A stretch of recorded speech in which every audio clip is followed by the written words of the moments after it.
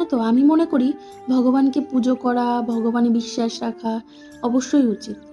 তাই বলে সারাক্ষণ ভগবান ভগবান করব আর মানুষের ক্ষতি করব, সেটা বোধহয় ঠিক না।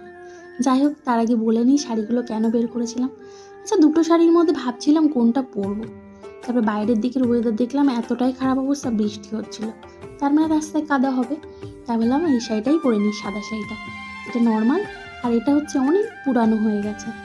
আমার না তেমন কোনো শাড়ির কালেকশান নেই বলতে গেলে। আমি ওয়েস্ট বেঙ্গলের বাইরেই থাকি, আর বরের সাথে কোয়ার্টারে থাকলে এখানে কোনো অনুষ্ঠানই তেমনভাবে পাই না। সেই জন্য শাড়ি কেনা বা খুব বেশি ড্রেস কেনার ঝামেলাও আমার নেই। আর আমার না যেটা প্রয়োজন নেই সেটা আমি কিনে রাখতে, মানে আলমারি ভর্তি করে পয়সা ওয়েস্ট করতে আমি ভালোবাসি না। নিজে তো ইনকাম করতে পারি না, তাহলে কেন একটা মানুষকে বারবার পয়সার জন্য তার কাছে হাত পাতবো বা তার উপর বোঝা হব। আমার মনে হয় এটা আমার একান্ত নিজের মতামত। যাই হোক, অনেক দিন ধরে মনে হচ্ছিল একটু মন্দিরে যায় পুজো দিতে। সময়ের অভাবে যেতেই পারি না। দুটো বাচ্চাকে সামলাতে সামলাতে, কোয়ার্টার, বরের অফিস, এসব করতে করতে, সমস্ত কাজ করতে করতে আমি হাঁপিয়ে উঠি। কিন্তু আজ ভাবলাম যাবই। না, আজ বলতে সোমবার।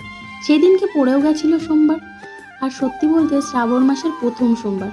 সত্যি এটা বোধহয় ভগবানেরই একটা চাওয়াও, যে ভগবান চাইছিল আমি যাই।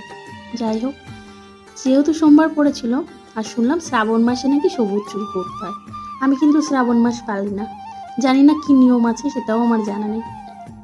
আমার ঘরে কিছু সবুজ চুড়ি ছিল, তাই ভাবলাম পরেই নিই। এটার কি যে উপকার হয় তাও আমার অতটা জানা নেই। যাই হোক, আমি না মানুষে বিশ্বাস রাখি। জানি মানুষের উপকার করলে, মানুষের কোনো রকম খারাপ চিন্তা না করলে, মানুষের পাশে থাকলে এটাই বোধহয় ভগবান সন্তুষ্ট হয়। আমার অতটা জানা নেই, অতটা বুঝিও না।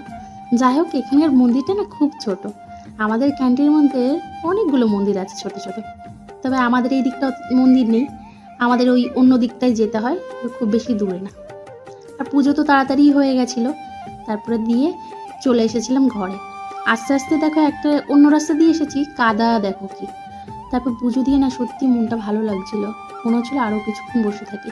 বেশ কিছুক্ষণ আমি বসেও ছিলাম, কিন্তু বসে থাকলে তো হবে না, ছেলেকে যে আবার আনতে যেতে হবে। ড্রেসটা তাড়াতাড়ি চেঞ্জ করে নিলাম। আর আমি কিন্তু এটা ছাতুর জল খেয়েছিলাম সকালবেলায়। না, সত্যি বলতে সিজারের পর থেকে আমি আর একদম উপোস থাকতে পারি না, খালি পেটে থাকলেই আমার গ্যাস হয়ে যায়। তাই জন্য একটু ছাতুর জল খেয়ে নিয়েছিলাম। আচ্ছা, তোমরাই বলো তো, ছাতুর জল কি খাওয়া যায় উপোস থাকলে? আমার কিন্তু জানা নেই। আর তাছাড়া আমি সাবু, ফল এগুলোই খাবো ভেবে রেখেছিলাম দুপুরে। রাত্রেও তাই সাবু চালিয়ে নেবো ভেবেছিলাম। ছেলেকে স্কুলে আনতে গিয়েছিলাম, ছেলেকে আবার নাকি এই গাছটা দিয়েছে আজকে। যাক, ওর সাথে গল্প করতে করতে বাড়ি ফিরে গেছিলাম। টাটা।